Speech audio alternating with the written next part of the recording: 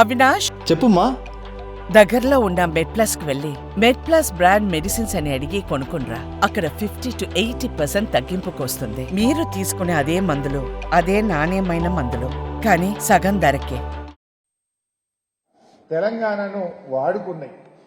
తెలంగాణను పేరు చెప్పి ఓట్లు వేయించుకొని తెలంగాణను మోసం చేస్తూ వచ్చినాయి. ఆ క్రమంలో 2009 తర్వాత ఉద్యమం కొత్త రూపు దాల్చింది. అప్పుడే సుప్రీంకోర్టులో ఒక ఆర్డర్ వచ్చింది, జడ్జిమెంట్ వచ్చింది. హైదరాబాద్ ఫ్రీ జోన్ అంటే హైదరాబాద్లో ఉద్యోగాలు ఎవరన్నా చేయొచ్చు, ఆంధ్రోళ్ళందరూ రావచ్చు అని ఫ్రీ జోన్ చేస్తూ ఒక ఉత్తర్వులు వచ్చినాయి. అంటే మన హైదరాబాద్ మనకు కాకుండా పోతుంది.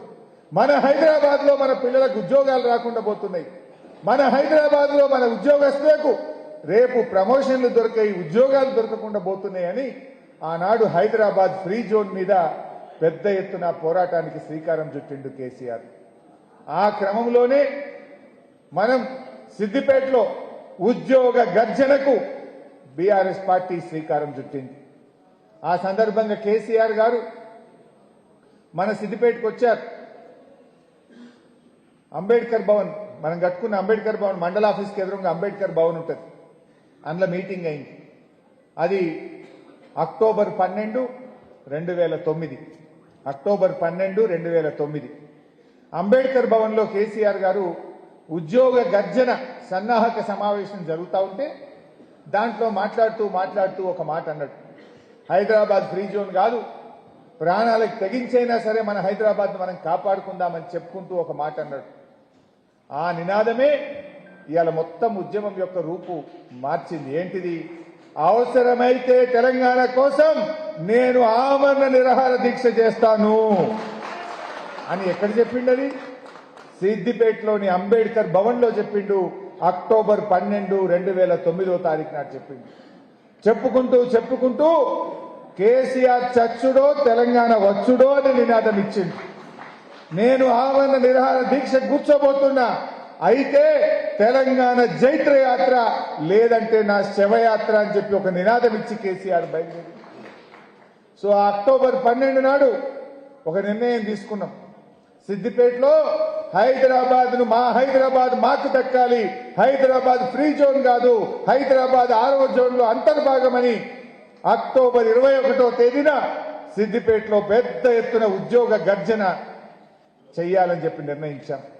ఆనాడు స్వామి గౌడ్ గారు టీఎన్జీఓ అధ్యక్షుడిగా ఉండే, దేవి ప్రసాద్ గారు మన సిద్దిపేట జిల్లా ముద్దుబిడ్డ, ఆయన టీఎన్జీఓ రాష్ట్ర ప్రధాన కార్యదర్శిగా ఉండేవాడు.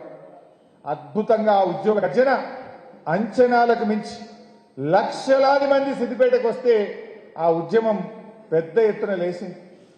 హైదరాబాద్ ఫ్రీ జోన్ కాదు, ఇది తెలంగాణ ప్రజలది, ఇది మాది అని చెప్పి ఆ అక్టోబర్ 21న అద్భుతమైన ఉద్యోగ గర్జన సిద్దిపేటలో జరిగింది.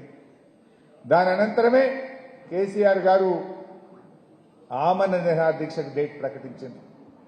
నవంబర్ 29వ తేదీ సిద్దిపేట కేంద్రంగా నేను ఆమరణ నిరాహార దీక్ష కూర్చుంటానని చెప్పి కేసీఆర్ గారు అనౌన్స్ చేసినారు.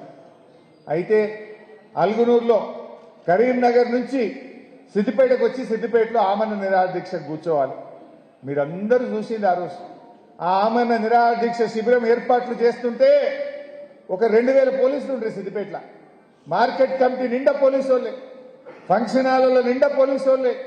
ఓ లడ్డా అని ఒక ఐపీఎస్ ఆఫీసర్ని తెచ్చిండ్రు. ఇక ఐజీలు, డిఐజీలు, ఎస్పీలు ఎటు చూడు పోలీసు వాళ్ళే ఉంటుండే సిద్దిపేటలో. మొత్తం సిద్దిపేట గ్రామాలలో టైర్లు ముళ్ళకంచెలేసి ప్రజలు గ్రామాల్లో నుంచి బయటకు రాకుండా ఏ ఊరికి ఆ ఊరికి ముళ్ళకంచెలేసిండ్రు, టైర్లు అడ్డం పెట్టిండ్రు, ప్రజల్ని బయటకు రాకుండా చేసిండ్రు.